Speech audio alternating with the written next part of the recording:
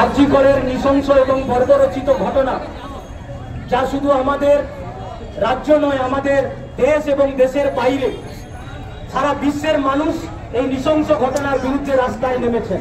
এই সমষ্টি সবাই ঐক্যবদ্ধভাবে এই প্রতিবাদে এবং দোষীদের দৃষ্টান্তভাবে গোটা রাজ্য জুড়ে বাম কংগ্রেস ঐক্যবদ্ধভাবে এর বিচার এবং দোষীদের শাস্তির দাবিতে লড়াই করছে। সেই লড়াইয়ের অঙ্গ হিসেবে আজকে হলদিয়া মহকুমা বামফ্রন্টের আহ্বানে আজকের আমাদের এই মহা মিছিল এবং সভা সংগঠিত হচ্ছে। জাতীয় কংগ্রেসের রাজ্যের সহসভাপতি মাননীয় শ্রী লক্ষণ শেঠ উপস্থিত আছেন আমাদের জেলা বামফ্রন্টের আয়োগ কমরেড নিরঞ্জন সিঁড়ি এবং